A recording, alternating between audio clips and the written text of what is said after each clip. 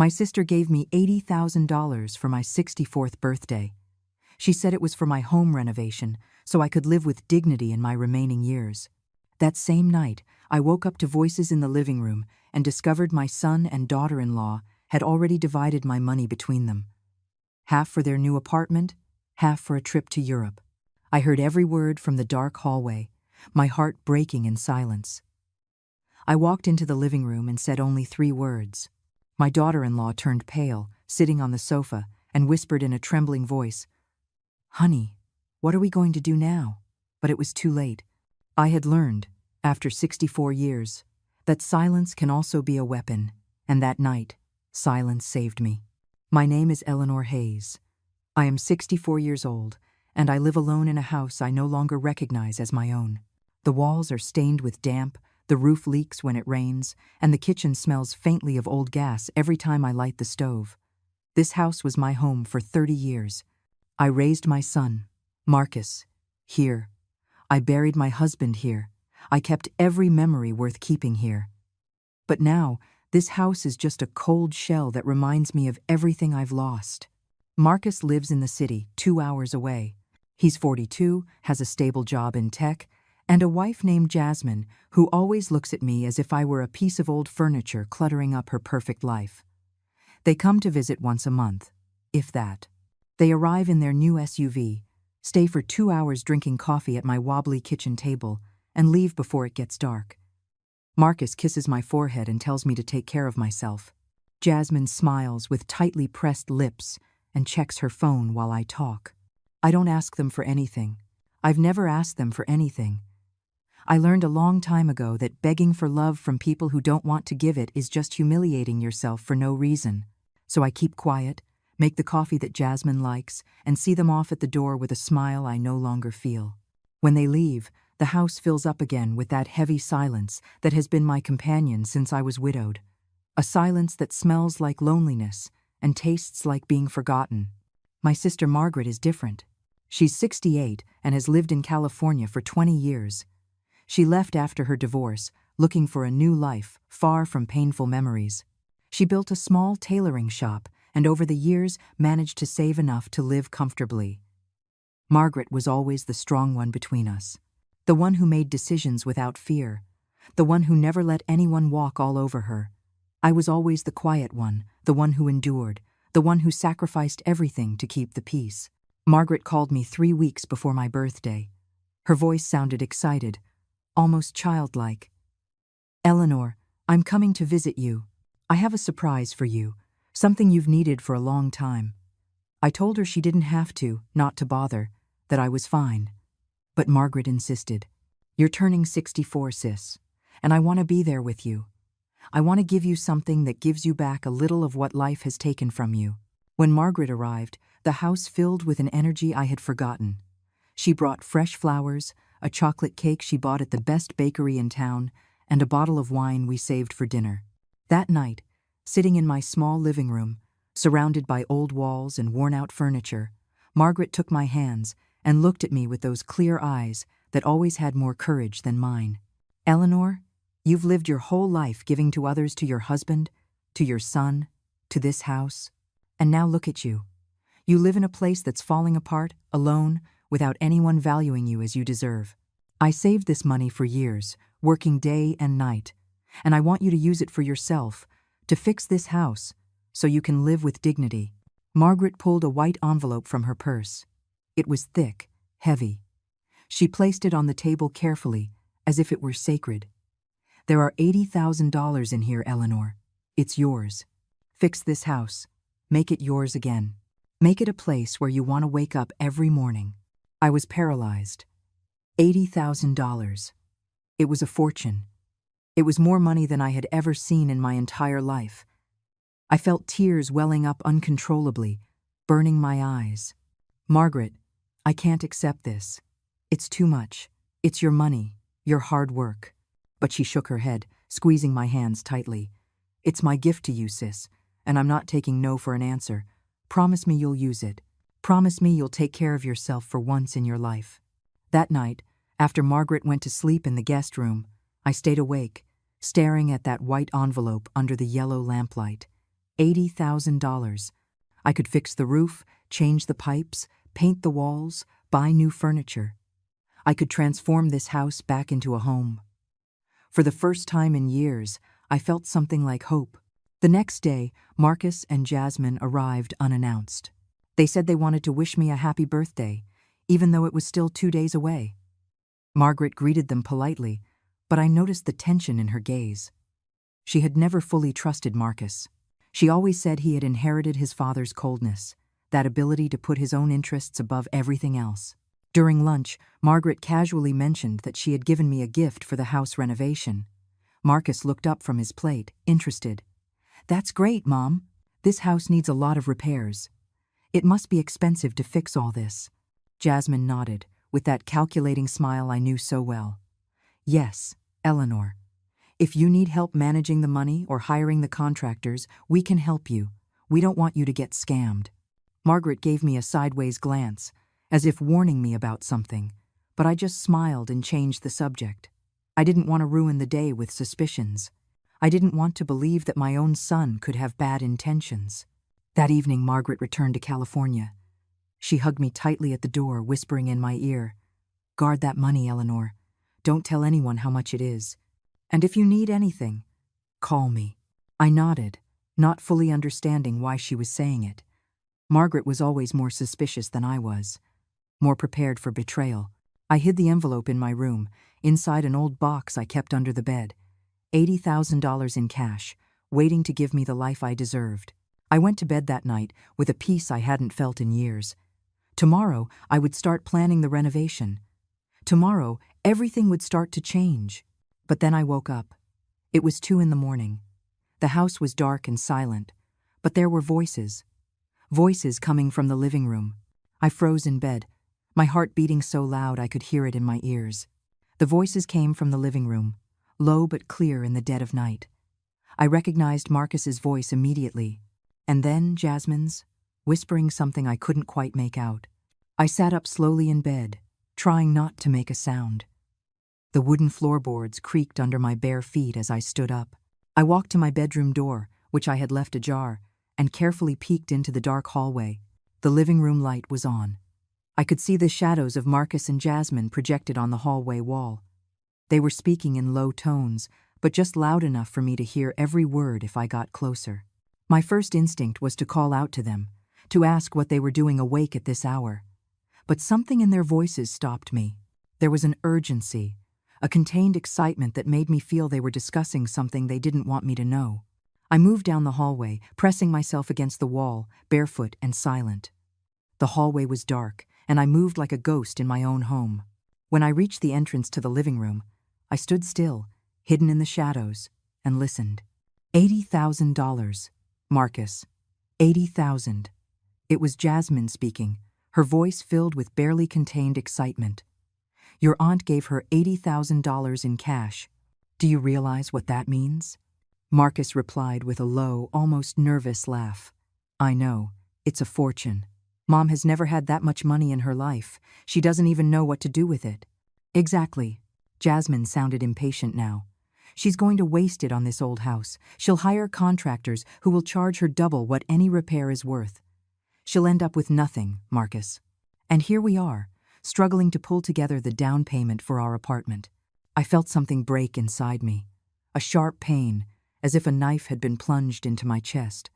I leaned against the wall, closing my eyes, trying to control my breathing. It couldn't be true. They couldn't be talking about my money. The money Margaret had given me with so much love. "We can't just ask her for it, Jasmine." Marcus sounded cautious. "She's stubborn. If we ask for money directly, she'll say no. You know her. That's why we're not going to ask her directly." Jasmine was speaking in that calculating voice I had heard so many times.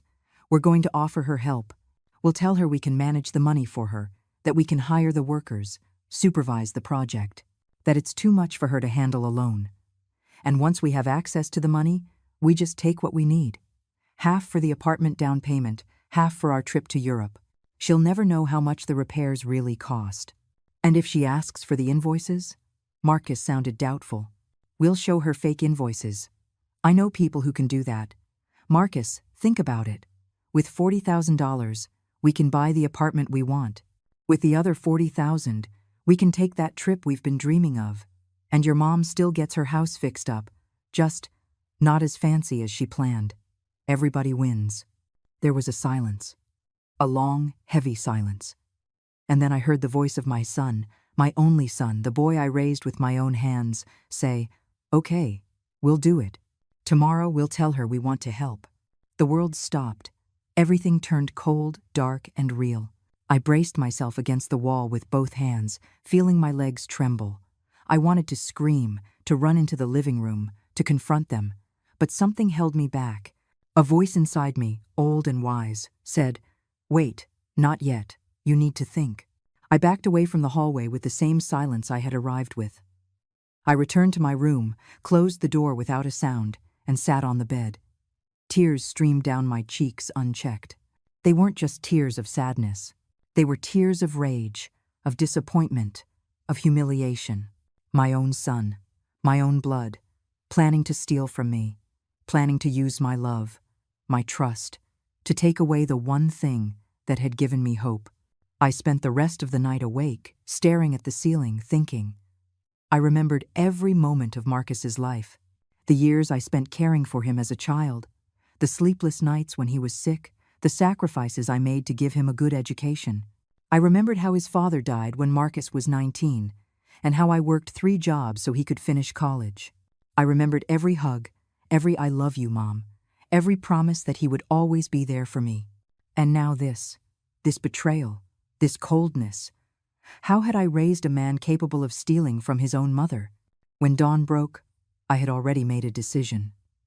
I wasn't going to confront them yet. I wasn't going to let them know I had heard everything. I was going to wait. I was going to watch, and when the right moment came, I was going to act, but with intelligence, with coldness, with the same calculation they had used against me. Marcus and Jasmine came out of their room around 8 in the morning.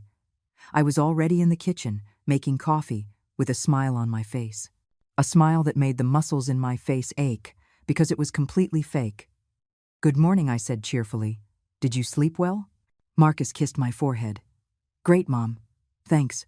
Jasmine smiled at me with that perfect smile that I now knew was just a mask. "The coffee smells delicious, Eleanor." We sat down for breakfast. I served them toast with butter, fresh fruit, and orange juice. Everything I had in my humble kitchen. And as we ate, Marcus said exactly what I knew he was going to say. "Mom, Jasmine and I were talking about the money Aunt Margaret gave you." He paused, as if choosing his words carefully. "It's a lot of money, and fixing this house is going to be complicated. You have to find reliable workers, get quotes, supervise the project. It's a lot for you to handle alone." Jasmine nodded, placing her hand on mine with false tenderness. "We want to help you, Eleanor. Marcus and I can take care of everything. Find the best workers, negotiate the prices, make sure you don't get scammed. You would just have to give us the money, and we'll make sure your house turns out perfect." I looked at both of them, my son and my daughter-in-law, 2 people I had welcomed into my home, whom I had fed, whom I had given all my love. And now they were sitting at my table, lying to my face with an ease that chilled me to the bone. "That's very generous of you," I said softly. "But I don't want to be a burden. I know you're busy with your jobs, with your plans." "It's not a burden, Mom." Marcus sounded insistent now. "We want to do it. In fact, we insist. You're my mother. It's my responsibility to take care of you." I felt a bitter laugh rise in my throat, but I suppressed it. "Let me think about it," I said finally. "It's an important decision. I need time to think." I saw the frustration flash across Jasmine's face, just for a second, before she smiled again. "Of course, Eleanor. Take your time. We just want what's best for you." That afternoon, after Marcus and Jasmine left, I sat in the living room and cried. I cried for everything I had lost. For the innocence of believing my son loved me unconditionally. For the loneliness of knowing I was completely alone in this world. I cried until I had no tears left. And then I dried my eyes, stood up, and went to my room. I took the white envelope from under the bed and counted the money. $80,000. Every bill represented hours of my sister Margaret's work, years of sacrifice, true love, and I was not going to let anyone take it from me. The next day I called Margaret. It was 9 in the morning, and I knew she'd be awake, getting ready to go to her tailoring shop. When she answered, her voice was cheerful, full of energy. "Eleanor, sis, what a surprise. How are you? Have you already started planning the renovation?" My voice was trembling, but I tried to control it. "Margaret, I need to tell you something. Something that happened last night." And then I told her everything. Every word I had heard in the early morning, the plan Marcus and Jasmine had, the coldness with which they had decided to rob me. As I spoke, I felt the tears returning, but this time they weren't just tears of pain. They were tears of contained rage. Margaret was silent for a long moment. When she spoke, her voice was filled with a cold fury I had never heard from her. "That son of yours, that damn son of yours. I always knew there was something about him I didn't like. That coldness he's had since he was a kid, but I never thought he'd go this far. I don't know what to do, Margaret. They're my family. He's my son. Listen to me carefully, Eleanor." Margaret's voice was firm now, with no room for doubt. "That money is yours. I worked 20 years to save it. I did it for you, so you could have a dignified life. Not so a pair of thieves could steal it. And if you're not going to defend yourself, then I'm going to defend you. What do you want me to do? First, that money cannot stay in your house. Marcus and Jasmine could come back at any time and look for it. You need to put it in a safe place. Go to the bank today and open an account in your name. Only your name. Deposit every cent. And don't tell anyone, do you hear me? No one. But if Marcus asks about the money, you tell him you already deposited it, that it's in the bank, and that only you have access to the account, that it's for security. If he insists on helping you with the renovation, you tell him you're going to hire the workers directly, that you appreciate his offer, but you want to do it your way. Be firm, Eleanor. For once in your life, stand up for what is yours." That afternoon, I went to the local bank branch. It was a small building, with only 3 tellers and a manager who knew everyone. I felt nervous, carrying that envelope full of bills in my old purse. Every step I took down the street, I felt like someone was watching me, that someone knew what I was carrying. The manager, a man of about 50, named Mr. Thompson, greeted me with a professional smile. "Mrs. Hayes, what a pleasure to see you. How can I help you?" "I want to open a savings account," I said, trying to sound more confident than I felt, "and make a deposit." "Of course. What amount did you wish to deposit?" I took the envelope out of my purse and put it on his desk. $80,000. I saw Mr. Thompson's eyes widen in surprise. "That's a considerable amount, Mrs. Hayes. Where did this money come from, if you don't mind me asking?" "It's a gift from my sister. She lives in California. She gave it to me to fix my house." Mr. Thompson nodded, regaining his professional composure. "I understand. Well, let's get this processed. I'll need you to fill out some forms. And I would recommend you consider an account that only you can manage. With no additional authorizations. It's safer." That's exactly what I want. I spent the next hour filling out papers, signing documents, answering questions. When we finished, Mr. Thompson handed me a new passbook with my name printed on the cover and the opening balance. $80,000. "Your money is safe here, Mrs. Hayes. Only you can make withdrawals or transfers. No one else has access to this account." I left the bank with the passbook tucked into my purse and a strange feeling in my chest. It was relief mixed with sadness. Relief because the money was safe, sadness because I had to protect it from my own son. That night, Marcus called me. "Mom, Jasmine and I were thinking. Have you decided about the renovation? We want to start looking for workers as soon as possible." I took a deep breath before answering. "Marcus, I really appreciate your offer, but I've decided that I'm going to handle the renovation myself. I already went to the bank and deposited the money. It's in an account in my name. I'm going to hire the workers on my own." There was a silence on the other end of the line. A silence that felt far too long. "Mom, I don't understand. Why don't you want our help? We just want to help you." "I know, son, but it's something I need to do for myself. I hope you understand." Another pause. "Fine, Mom, if that's what you want." His voice was cold now, distant. "We'll call you later." He hung up without saying goodbye. I stared at the phone in my hand, feeling that emptiness that disappointment leaves behind. But at the same time, I felt something else, something I hadn't felt in years.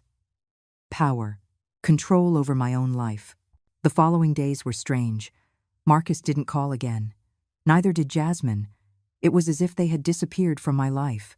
I spent my hours alone in my house, planning the renovation, contacting workers, getting quotes. For the first time in a long time, I felt like I was building something for myself. Something no one could take away. One afternoon, while I was reviewing quotes at the kitchen table, someone knocked on the door. It was Ruth Miller, my lifelong neighbor. A 72-year-old woman, with perfectly white hair and a smile that lit up any room. "Eleanor, I brought you some coffee cake I made this morning. I thought you might like some company while you eat." Ruth had been my friend since I moved into this house. She had been with me when my husband died, when Marcus left home, through every difficult moment of my life.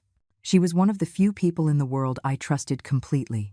We sat in the kitchen, eating coffee cake and drinking tea. Ruth looked at me with those wise eyes that seemed to see beyond words. "Eleanor, you look different, sadder." What happened? And then I told her everything. I couldn't hold it in. The words came out like a flooding river.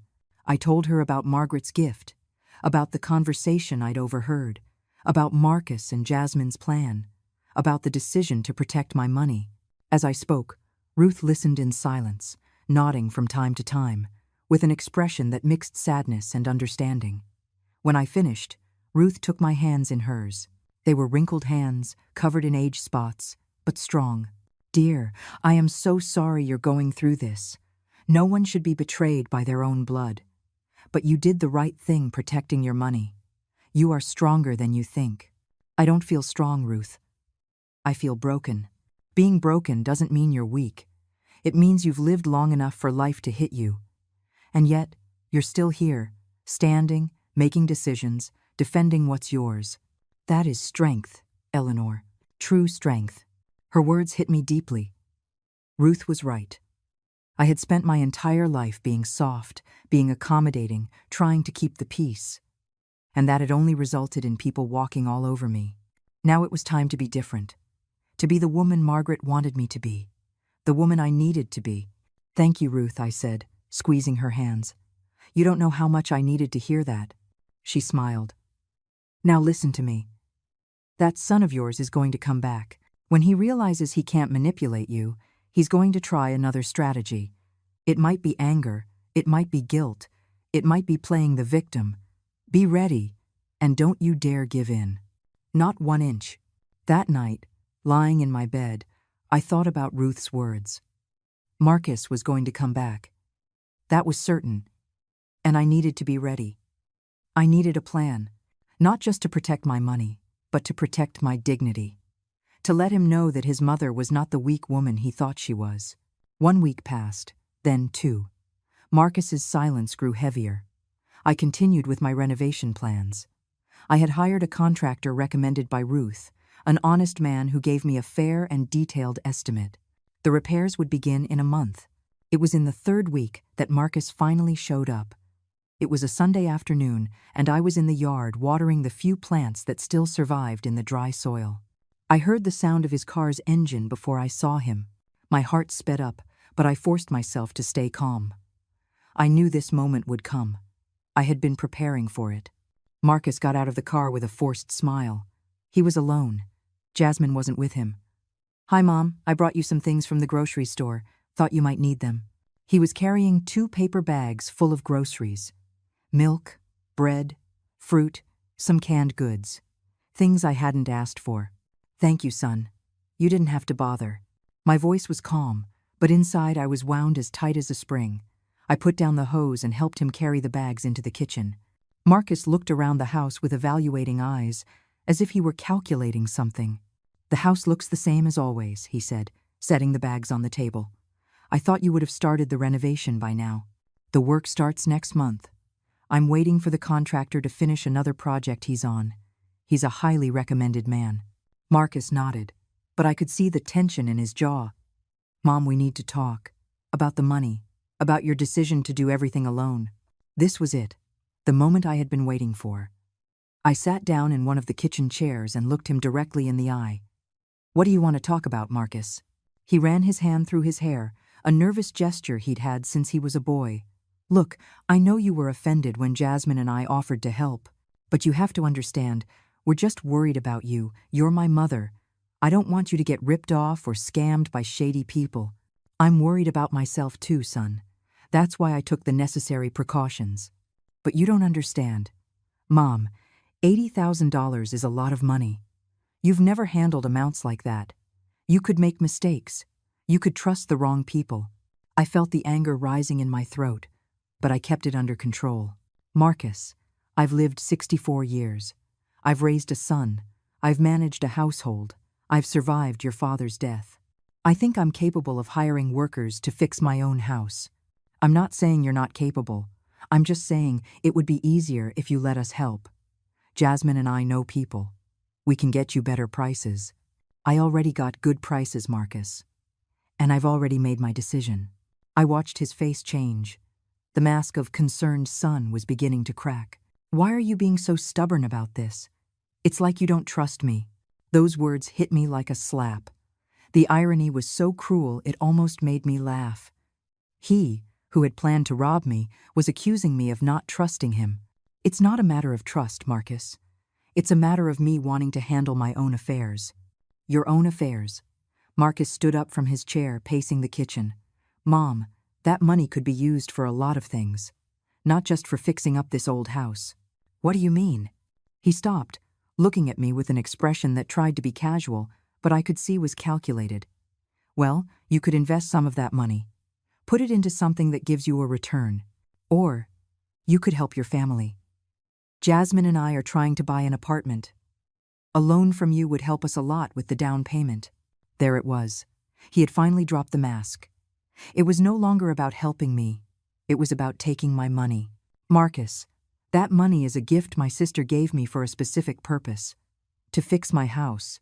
That's what I'm going to do with it. But Mom, think about it. If you help us with the apartment, we could visit you more often. You could come stay with us. You wouldn't have to be so alone. Every word was a carefully constructed manipulation, promising me company in exchange for money. As if my love, my presence, my value as a mother only existed if I gave them what they wanted. I'm not alone, Marcus. I have my neighbors. I have my friends. And if you wanted to visit me more often, you would do it without me needing to buy you an apartment. His face hardened. I can't believe how selfish you're being. I'm asking you for help, Mom. I'm your son, and you're turning your back on me. Selfish.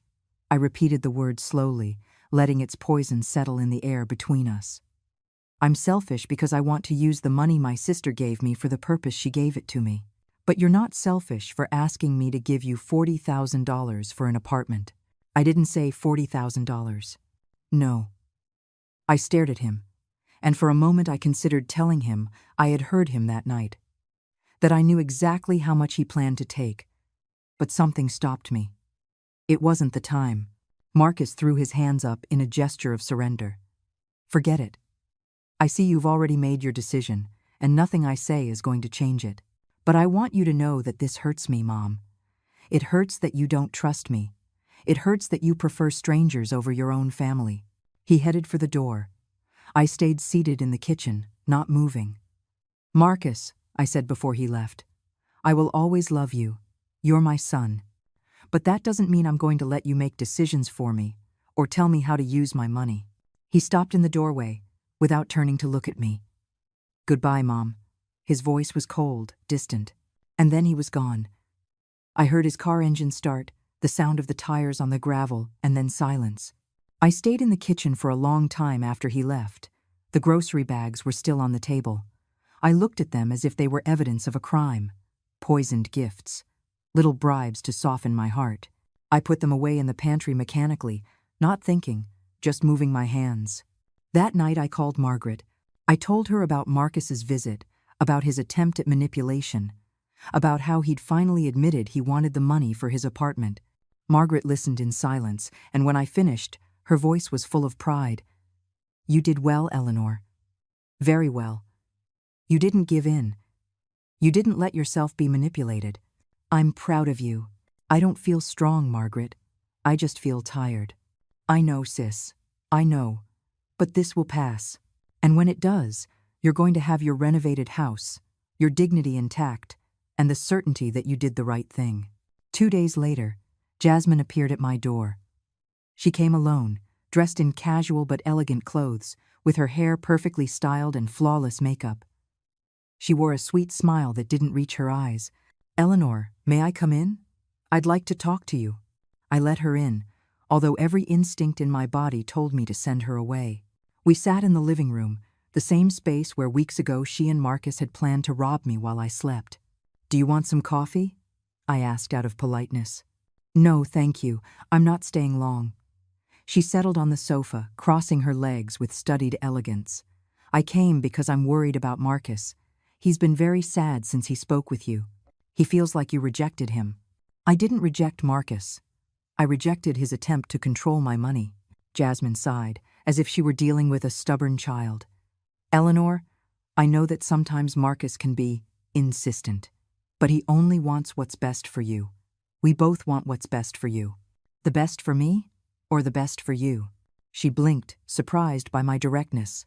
"I don't know what you mean." "Jasmine, I'm not stupid. I know exactly what you and Marcus want, and you're not going to get it." I watched her face change. The fake sweetness vanished, replaced by something harder, more real. "Look, Eleanor, let's be honest. You have $80,000 that you don't need to spend all on this house. This house is old. It doesn't matter how much money you pour into it, it's always going to be old. Wouldn't it be better to use that money to help your family? To secure your son's future? My son's future is not my responsibility. Marcus is 42 years old. He has a job. He has savings. If he wants an apartment, let him buy it with his own money. It's unbelievable." Jasmine stood up from the sofa, her composure finally breaking. "You're his mother. Mothers are supposed to help their children, but you'd rather spend a fortune on walls and roofs than help your own blood." I stood up as well, facing her. For the first time in my life, I felt I wasn't going to back down. "Jasmine, I helped my son his entire life.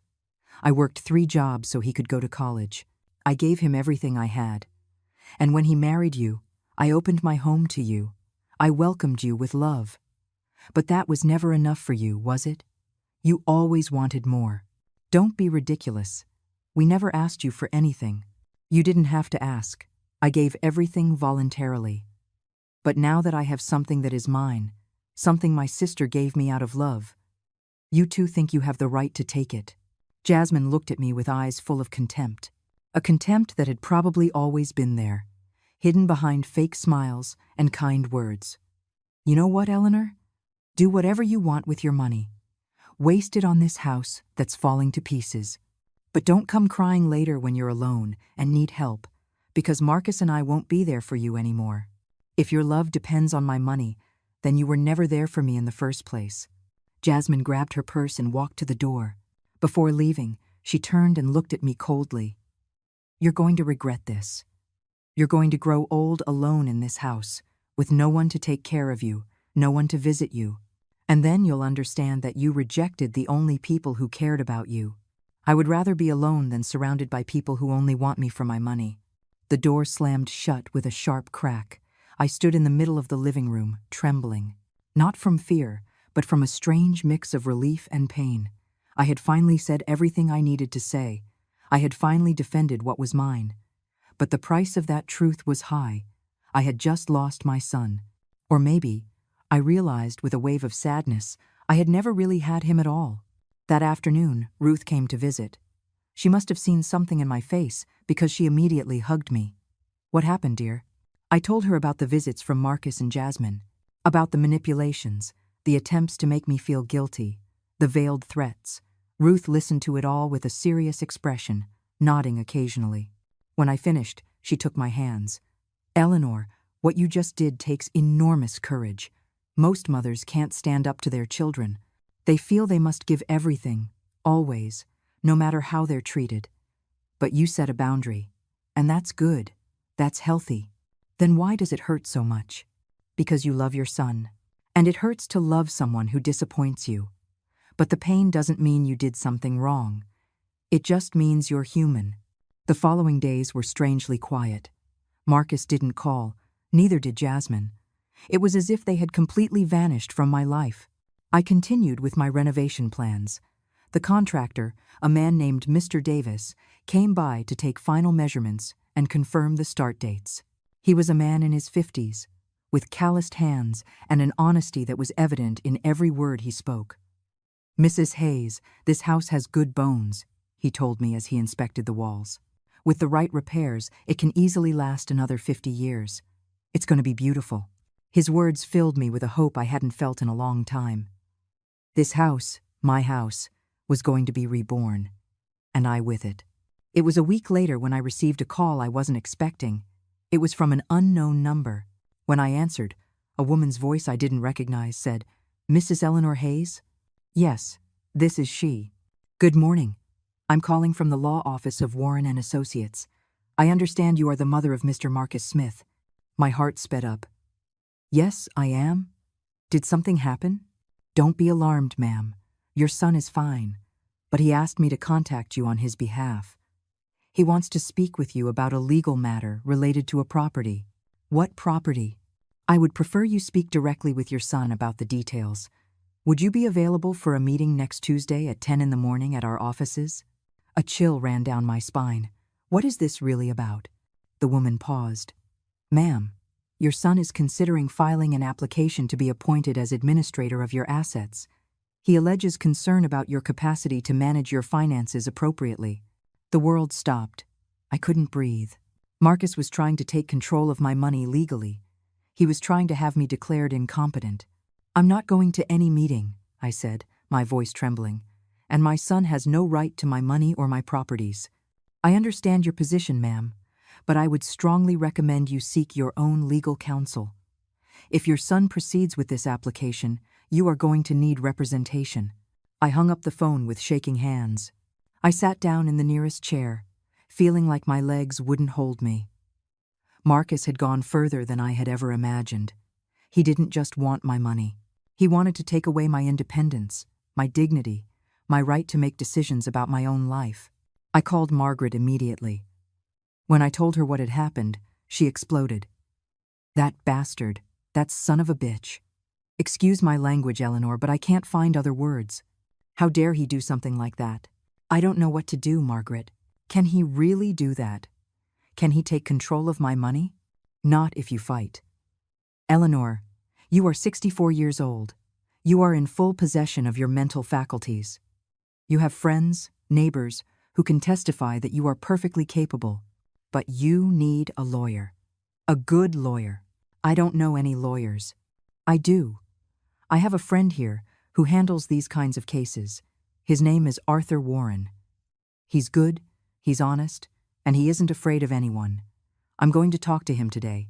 You don't worry. We are not going to let Marcus do this to you." I couldn't sleep that night. I lay awake thinking about how I had gotten to this point. My own son, the person I had raised with all my love, was now trying to destroy me legally. When had he become this person? Or had he always been this way, and I had just been too blind to see it? The next day, Margaret called me with good news. I spoke with Arthur. He can represent you. He's going to come see you the day after tomorrow. In the meantime, I need you to do something important. Get written testimonials from your neighbors, your friends, anyone who can confirm that you are perfectly fine mentally and physically, that you manage your house, that you make sensible decisions, that there is no reason for anyone else to control your assets. I spent the next 2 days talking to my neighbors. Ruth was the first to help. She wrote a detailed letter describing how I maintained my home, how I cared for my garden, how I made responsible decisions about my life. "Eleanor Hayes is a woman of full mental faculties," she wrote. "She is independent, capable, and does not need anyone to make decisions for her." Other neighbors did the same. Mary Serrano, who lived 3 houses down. Fabiana Padilla, who had known me for 20 years. Even the local grocer, Manuel Rivas, wrote a letter confirming that I handled my shopping and my accounts without any problem. When Arthur Warren arrived at my house, I was surprised. He was a man in his 60s, with gray hair and a calm but firm presence. He sat in my living room and listened to me tell the whole story from the beginning. He didn't interrupt me once. When I finished, he nodded slowly. Mrs. Hayes, what your son is attempting is called a declaration of incapacity or a conservatorship. It's a legal process designed to protect people who truly cannot make decisions for themselves. People with advanced dementia, severe mental illness, things like that. But you clearly do not fall into any of those categories.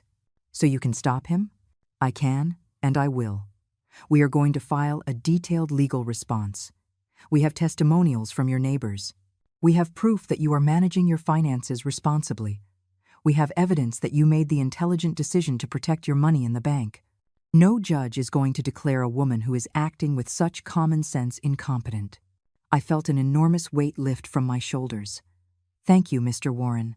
Call me Arthur, please. And there's something else I want you to know. If your son proceeds with this, we are going to countersue. For harassment, for attempted fraud, for emotional abuse. We are going to make sure he understands that he cannot play games with you like this. The next few days were a mixture of anxiety and determination. Arthur worked on my case with a dedication that moved me. He explained every step of the legal process, every document we prepared, every strategy we planned to use. For the first time in a long time, I didn't feel alone in this battle. One afternoon, as Arthur was reviewing papers at my dining room table, he asked me something that took me by surprise. Eleanor, did you ever suspect your son was capable of something like this? Were there signs before? I thought about it. I remembered moments over the years. Small things that I had ignored at the time. Like when Marcus was 18 and asked to borrow money for a college project, money he never paid back. Or when he turned 25 and convinced me to put his name on the deed to the house, just in case something happens to you, Mom, although Margaret later advised me to remove it. Or the way he always calculated how much money I had, how much I spent, as if my finances were his business. There were signs, I admitted finally. But I didn't want to see them. A mother never wants to believe her son is capable of hurting her. Arthur nodded with understanding. It's natural. But now, you have to see the reality. Your son isn't going to stop. If we block this incapacity application, he'll try something else. People like this don't give up easily. What else could he do? He could try to claim you're being manipulated by your sister. He could look for witnesses to say negative things about you. He could even try to prove the house is unsafe for you to live in alone. We have to be prepared for everything. His words scared me, but they also strengthened me. If Marcus wanted a war, I was ready to give him a battle. I was no longer the submissive mother I had been all my life. Now, I was a woman defending what was hers. That night, I received a call from a number I didn't recognize. I hesitated before answering, but finally I did. Hello? Mom, it's me. It was Marcus. His voice sounded tense, forced. We need to talk. We have nothing to talk about, Marcus. I've already said everything I have to say to your lawyer. Please, Mom, give me 5 minutes. Just 5 minutes. Something in his tone made me hesitate. Fine. 5 minutes. There was a long silence. I could hear his breathing on the other end of the line. Mom, I didn't want things to get to this. I really didn't, but you left me no choice. I left you no choice? Marcus, you're the one trying to declare me incompetent. Because I'm worried about you. That money is too much for you to handle alone. You could make mistakes. You could get scammed. I just want to protect you. Protect me. The words sounded hollow, false. Marcus, I know. I heard you that night. The night after my birthday. I heard every word you and Jasmine said. I know you plan to divide my money between you. Half for your down payment, half for your trip. Don't pretend this is for my own good. Absolute silence. Then, a bitter laugh. So you heard us. Well, no point in lying then. Yes, Mom, yes, we thought that money could help us. And what's wrong with that? I'm your son. I'm your only family. When you die, that money is going to be mine anyway. Why not use it now, when we really need it? His words hit me like stones. When I die. So you're just waiting for me to die to take what's mine. Don't be ridiculous. I'm just being practical. You're 64 years old, Mom. How many more years do you have left? 10? 15 if you're lucky? That money could change my life now, but you'd rather waste it on a house you probably won't even get to enjoy. I felt the tears start to run down my cheeks, but my voice remained firm. Marcus, right now, you are digging your own grave. Every word you say can and will be used against you. My lawyer is going to hear about this conversation. What? Are you recording this? I wasn't. But I let him think I was. Say goodbye to any chance of seeing a cent of my money, Marcus. Say goodbye to any inheritance. After this, you have nothing. Damn it, Mom. You were always so dramatic. Look, we can fix this. I'll drop the application. You give me $30,000. Just 30. And we all go on with our lives. No one has to fight. No one has to go to court. No. 20,000 then. Please, Mom, I need that money. The apartment. If we don't make the down payment this month, we lose it. You should have thought of that before you planned to steal from me. I wasn't going to steal. I was going to borrow. Without my permission. Without telling me. That's called theft, Marcus. And I'm not giving you 1 cent. His voice changed then. It turned cold. Poisonous. You're going to regret this, Mom. I swear to you. You're going to end up alone, sick, with no one to take care of you. And you're going to remember this moment and wish you had been more generous with me. If your love depends on my financial generosity, then you never loved me. Goodbye, Marcus. I hung up the phone and sat in the darkness of my living room. Marcus's words echoed in my head like funeral bells. How many more years do you have left? He was waiting for me to die, his own mother, and all he cared about was the money he might inherit. I called Arthur immediately and told him about the conversation.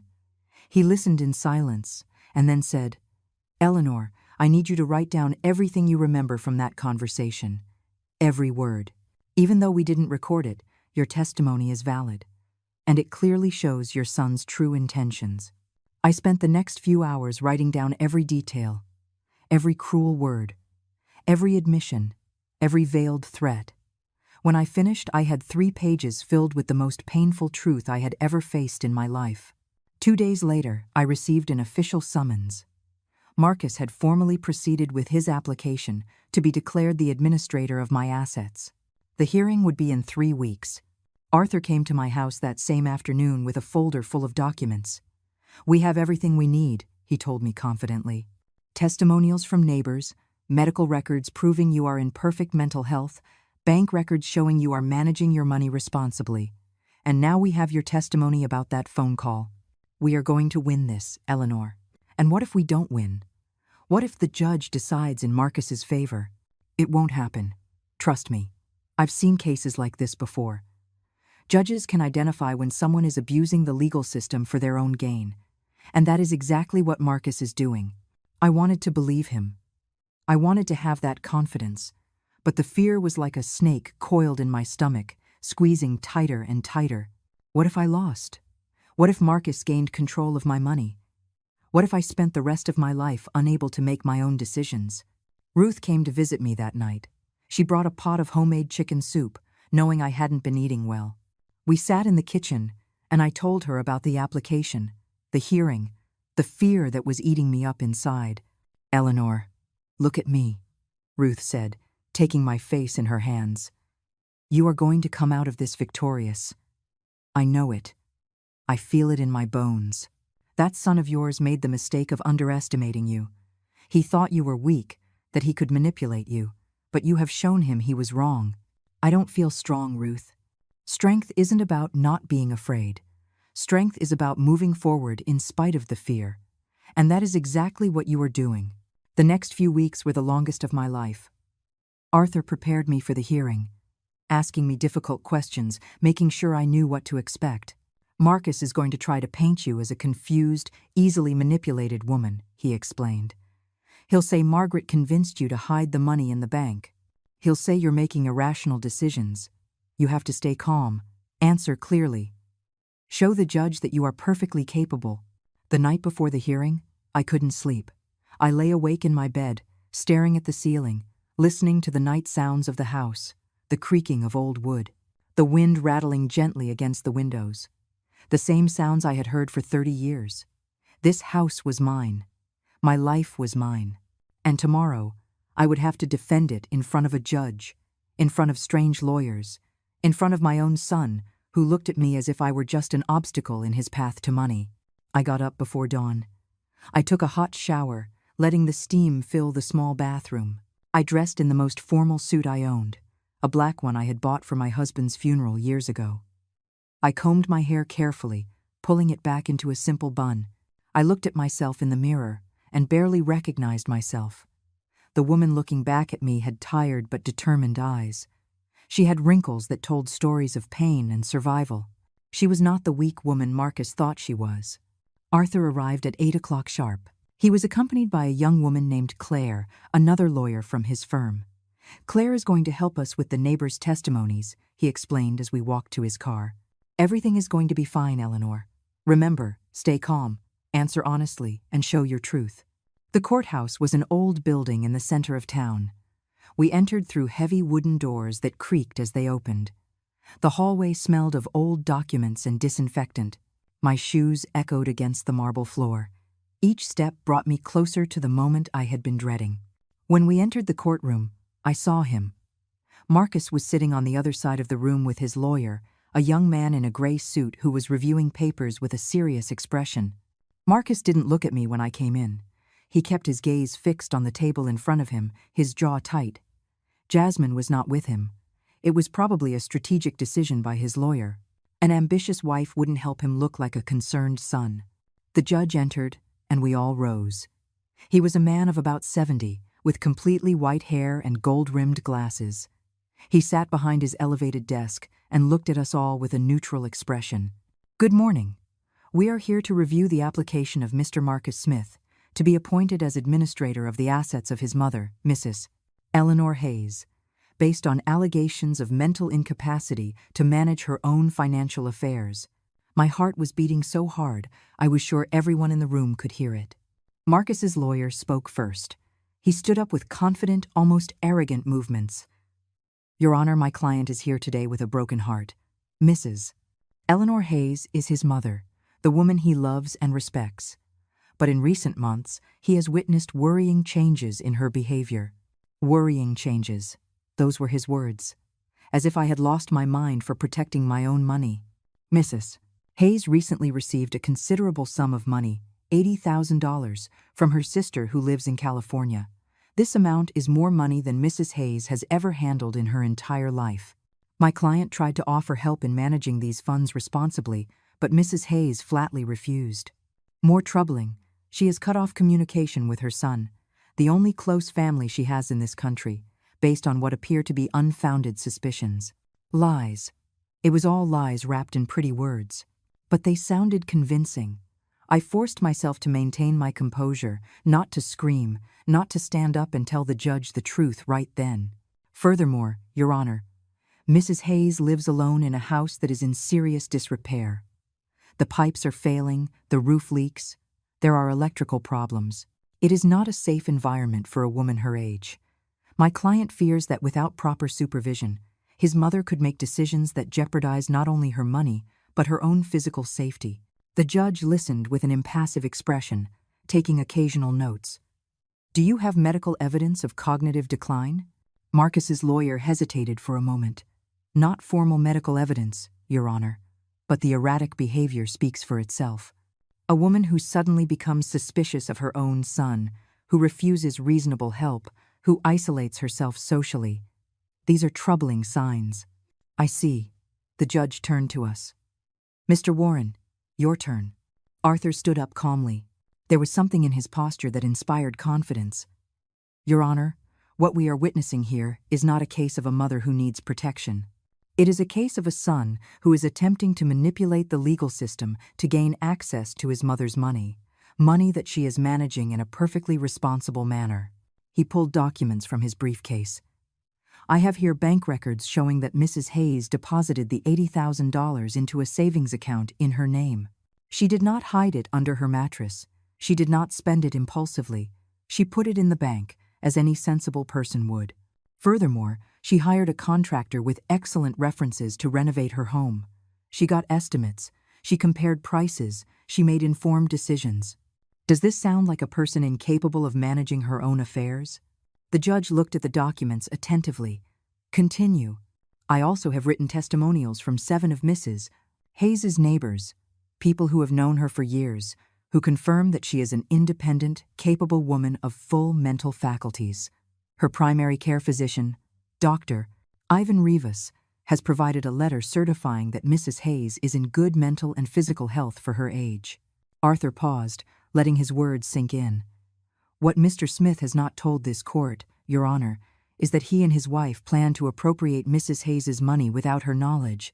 My client overheard a conversation between them the night after she received the gift from her sister, a conversation in which they discussed how to divide her money between them. Half to buy an apartment, half for a trip. When Mrs. Hayes refused to give them access to the money, Mr. Smith resorted to this legal tactic as a way to force her. I saw Marcus tense up in his seat. His lawyer leaned in to whisper something in his ear.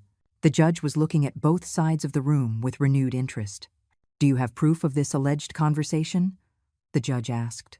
I have my client's testimony, Your Honor, and I have a record of a subsequent phone call in which Mr. Smith admitted his true intentions. Marcus's lawyer shot up. Objection, Your Honor. There is no recording of any call. This is purely testimony without evidence. Testimony is evidence, Arthur replied calmly, and it is admissible in this court. The judge thought for a moment. I'm going to hear from Mrs. Hayes. Ma'am, please approach the stand. My legs were shaking as I stood up. I walked to the front of the room, feeling all eyes on me. I sat in the witness chair and placed my hands in my lap, so no one would see them trembling. The judge looked at me with eyes that seemed to see beyond appearances. Mrs. Hayes, I want you to tell me in your own words what happened the night after your birthday. The night you say you overheard your son planning to take your money. I took a deep breath. It was around 2 a.m. I woke up because I heard voices in the living room. My son and his wife were talking. I went to the hallway and I listened. Marcus told Jasmine they could take the money, that I would never know how much the house repairs really cost. She said they could use $40,000 for the apartment they wanted to buy and another $40,000 for a trip to Europe they had planned. Marcus agreed. They decided to offer me help to manage the money, and once they had access, they would just take what they needed. And what did you do? I stayed silent. I went back to my room. And the next day I went to the bank and deposited the money in an account only in my name. Why didn't you confront your son immediately? Because I wanted to be sure. I wanted to see if he would really try it, and he did. The next day, he and Jasmine came to my house and offered me exactly what I had heard them plan, help to manage the money. The judge nodded slowly. And the phone call your lawyer mentioned? Marcus called me after he filed this legal action. He asked me to drop my opposition. I told him I knew I had overheard him that night. And then he stopped pretending. He told me that the money would be his anyway when I died, so why not use it now? He asked me how many more years I had left. 10, 15, if you're lucky, were his exact words. He offered to drop the application if I gave him $30,000, then $20,000, and when I said no, he threatened me. He told me I would end up alone and sick, and that I would regret not being more generous with him. I saw Marcus close his eyes. His lawyer was writing furiously on a legal pad. The judge was looking at me with an expression I couldn't decipher. Mrs. Hayes, those are very serious accusations. They are the truth, Your Honor. Every word. Why do you think your son would do something like this? The question hurt more than I expected. I felt tears begin to form, but I held them back. Because money matters more to him than I do. I only ever mattered to him as long as he needed something from me. My care when he was a child, my money for his education, my house when he needed a place to stay. But now that I have something that is truly mine, he believes he has the right to take it. The judge studied me for a long moment. Do you believe you are in a condition to manage your own financial affairs? Yes, Your Honor. I deposited the money in the bank the very day I decided to protect it. I hired a contractor recommended by trusted neighbors. I got detailed estimates. I consulted with friends who had done similar renovations. I made every decision with care and responsibility. I don't see what else I can do to prove I am capable. And what about your relationship with your son? Does it not worry you to lose that relationship? The tears finally fell. I couldn't stop them. It breaks my heart, Your Honor. Marcus is my only son. I love him. I will always love him. But love doesn't mean letting someone rob you. Love doesn't mean handing over your dignity in exchange for their company. If my son only wants me when I give him money, then he never really wanted me at all. The silence in the courtroom was absolute. The judge nodded slowly. You may return to your seat, Mrs. Hayes. I walked back to my spot, my legs trembling. Arthur placed his hand on mine in a gesture of support. The judge turned to Marcus's lawyer. Does your client wish to testify? The lawyer stood up. Your Honor, my client prefers not to testify at this time. I understand. The judge looked down at his notes for what felt like an eternity. I am going to take a 30-minute recess to review all the evidence presented. We will return at 11:30 for my decision. We left the courtroom. Arthur took me to a small waiting area. You did perfectly, Eleanor. Perfect. Your testimony was honest, moving, and believable. The judge believed you. I'm sure of it. And what if it's not enough? It will be enough. Trust me. The next 30 minutes were the longest of my life. Ruth had come to the courthouse to support me. She sat beside me, holding my hand, saying nothing because there were no words that could help. Just her presence was enough. When we re-entered the courtroom, the atmosphere felt different, heavier. The judge entered, and we all rose. He sat, arranged his papers, and finally looked at us all. I have carefully reviewed all the evidence presented in this case.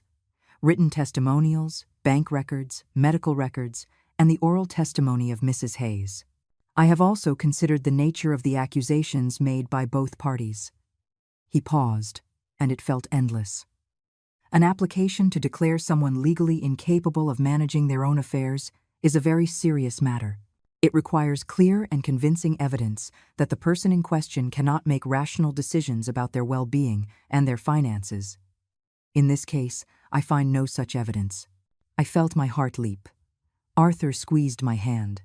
Mrs. Hayes has not only demonstrated that she is capable of making sensible financial decisions, but she has demonstrated an uncommon level of prudence. When she received a considerable sum of money, she did not spend it impulsively. She deposited it in a secure banking institution. When she needed to hire services to repair her home, she did research, compared options, and made informed decisions. These are not the actions of an incapable person. The judge looked directly at Marcus. What concerns me deeply is Mrs. Hayes's testimony regarding the conversations she overheard and had with her son. If what she says is true, and I have no reason to doubt her testimony given that everything else she has stated has been verified as true, then this application is not a genuine attempt to protect a vulnerable mother. It is an attempt to manipulate the legal system to gain access to money that legally and morally belongs to someone else. I saw Marcus's face turn pale. His lawyer remained motionless. Therefore, I deny Mr. Smith's application to be appointed as administrator of Mrs. Hayes's assets. Furthermore, I order that Mr. Smith pay all legal costs associated with this process, including Mrs. Hayes's attorney's fees.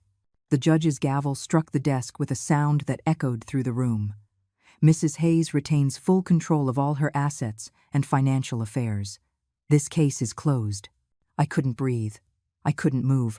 I had won. I had won. Arthur hugged me. Claire was smiling broadly. Ruth, who had been sitting in the public gallery, ran up with tears in her eyes. I looked over to where Marcus was. He was staring at me, his expression a mix of shock and fury. His lawyer was hastily gathering papers, probably anxious to get out of there. Marcus stood up slowly. For a moment, I thought he was going to approach me, that he was going to say something, but he just turned around and walked out of the courtroom without looking back. We walked out of the courthouse into the bright mid-morning Sunday. The fresh air had never tasted so sweet. You did it, Ruth said, hugging me tightly. I knew you would. Arthur was smiling with professional satisfaction. Eleanor, you just won more than a legal case. You just won back your life, your independence, and your dignity. That night, back in my house, I sat in the living room where weeks ago I had heard my son plan to rob me, the same room where it had all begun. But now it felt different. It was no longer a place of betrayal. It was my space, my home, my victory. I called Margaret. When she answered and I told her what happened, she cried with happiness. I am so proud of you, sis. So proud. You did the right thing. You defended what was yours. I did it for you too, Margaret. That money represented years of your life. I wasn't going to let anyone steal it. That money was for you, Eleanor. It was always for you. And now you can use it exactly as we planned, to give yourself the life you deserve. After we hung up, I sat in the dark for a long time. I thought about Marcus, about where it had all gone wrong, at what point he had stopped being my son and become a stranger. But the truth was, maybe he had always been this way. Maybe I just hadn't wanted to see it. My phone rang. It was an unknown number. I hesitated before answering. Hello? Mom? It was Marcus. His voice was different. I need you to know something. We have nothing more to say to each other, Marcus. Please, just listen. You were right. About everything. I became someone I don't recognize. The money, the pressure from Jasmine, our debts, they're not excuses. I know they're not. But I want you to know that I'm sorry. I am truly sorry. The words sounded sincere. But I couldn't trust them anymore. Marcus, I hope that's true. I hope someday you find your way back to the person you should be. But I can't be part of that process. I can't risk you hurting me again. I understand. I just wanted you to know. There was a long pause. I love you, Mom. I know I didn't show it. I know I failed you in every way possible. But I love you. Tears ran down my cheeks, but my voice stayed firm. I love you too, Marcus. I will always love you. But loving someone doesn't mean letting them destroy you. Goodbye, son. I hung up the phone before he could reply. I sat in the quiet, crying for the son I had lost, or maybe for the son I had never really had. I cried for all the years of illusion, for all the times I had ignored the signs because I wanted to believe in something that didn't exist. But I also cried in relief, because I was finally free. Free from the manipulation, free from the guilt, free from pretending everything was fine when it wasn't. The following days were strange. The house felt different, quieter, but also more peaceful. Mr. Davis, the general contractor, began the renovation work exactly as we had planned. He and his team arrived early every morning, with tools and materials, with detailed plans and fair estimates. I watched them work from the kitchen, drinking my coffee, seeing my house slowly being reborn. They fixed the roof first, replacing the damaged shingles, sealing the leaks that had tormented me for years. Then came the pipes, the electrical wiring, the cracked walls. Every day brought a visible change, a tangible improvement. Ruth came to visit almost every afternoon. We would sit in the yard, drinking tea, watching the progress.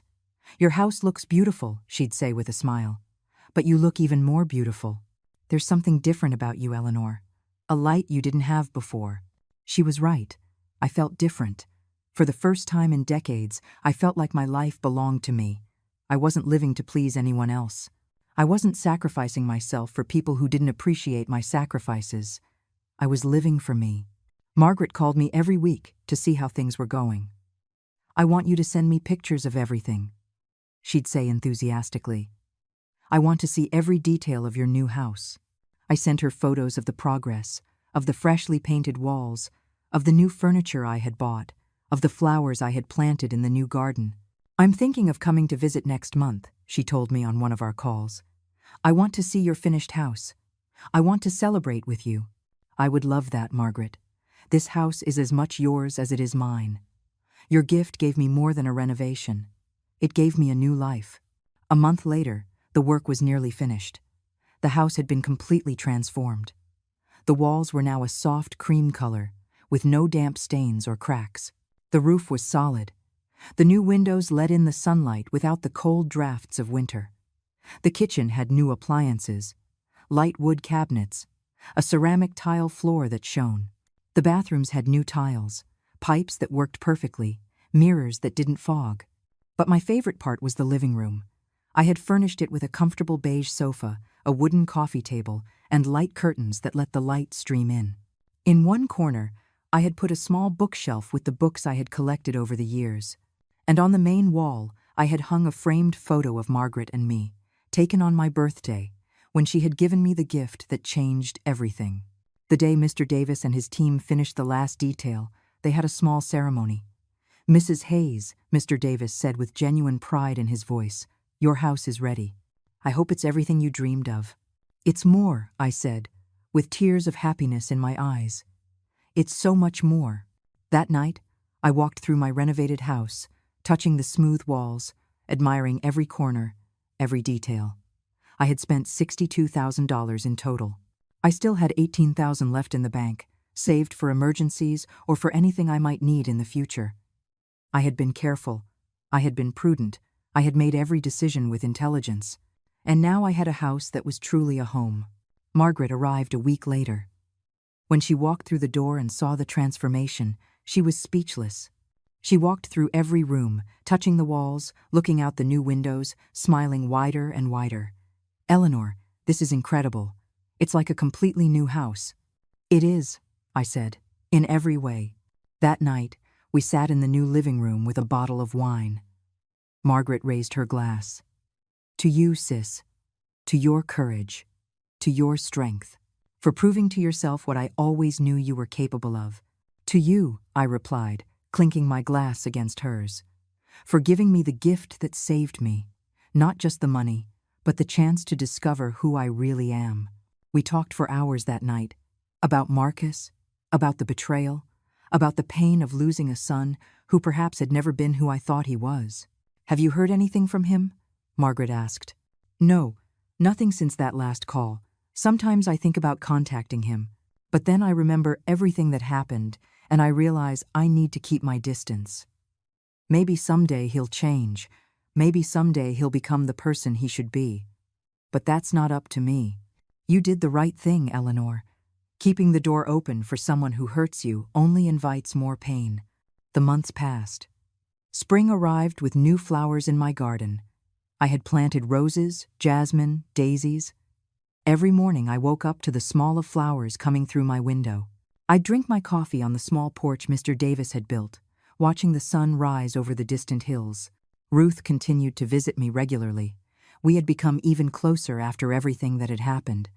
You know, she told me one afternoon as we were having tea in my garden, "You're an inspiration to all of us. To all the women our age who think we don't have a voice anymore, that we don't have any power. You proved that it's never too late to stand up for yourself." I don't feel like an inspiration. I just did what I had to do. Exactly. And that's what makes it so powerful. One afternoon in June, 6 months after the hearing, I was in my garden when I saw an unfamiliar car pull up in front of my house. My heart sped up for a moment, an old reflex of fear. But when I saw who got out, I was surprised. It was Jasmine. She was alone, without Marcus. She walked toward my garden gate slowly, with a cautious expression. "Eleanor, can I talk to you? Just for a moment." I hesitated. Every instinct told me to say no. But curiosity was stronger. "All right. But out here." Jasmine nodded. She stood on the other side of the low fence, not trying to come in. She looked different. Thinner, with dark circles under her eyes, without the perfect makeup and elegant clothes she always wore. She looked tired. "I came to apologize," she said bluntly. "I know I have no right. I know what Marcus and I did to you was unforgivable, but I needed you to hear it from me. I'm sorry, Eleanor. I am truly sorry." "Why now? Why after all these months?" "Because Marcus and I separated. 2 months ago. It turns out that when there's no easy money to chase, there isn't much left between us. And I've had a lot of time to think about the things I did, the people I hurt. You didn't deserve any of it." I felt no satisfaction hearing about their separation, only a distant sadness. "I appreciate your apology, Jasmine, but it doesn't change anything that happened. I know. I don't expect you to forgive me. I just needed to say it." She turned to leave, but then stopped. "Your house looks beautiful, by the way. You deserve all this beauty. You deserve all this peace." I watched her walk away and get into her car. As she drove off, I realized I didn't feel anger toward her. I didn't feel anything, really. That part of my life was over. I had closed that door and had no intention of opening it again. That night, I sat in my renovated living room, on my comfortable sofa, surrounded by the home I had built from the ashes of a betrayal. I thought about the entire journey I had taken. From that night, I heard voices in the darkness, to this moment of absolute peace. I had learned that true love does not demand constant sacrifice, that defending what is yours doesn't make you selfish, that sometimes the family you choose is stronger than the family you're born into, that it is never too late to find your voice, your strength, your dignity. I stood up and walked to the window. The full moon was illuminating my garden, making the flowers I had planted glow. This was my life now, quiet, simple, and mine. And it was enough. More than enough. It was perfect. I remembered the words Margaret had told me that night she gave me the envelope with $80,000. Make it yours again. Make it a place where you want to wake up every morning. And that was exactly what I had done. Not just with my house, but with my entire life. I went to bed that night with a peace I hadn't felt in decades. Tomorrow, I would wake up in my beautiful house, drink coffee on my porch, water my flowers. I would live each day as I wanted to live it, without manipulation, without guilt, without sacrificing my happiness for people who didn't value it. I closed my eyes and smiled in the darkness, because I had learned the most important lesson of all. Silence can be a weapon. Patience can be power. And sometimes, the best revenge isn't revenge at all.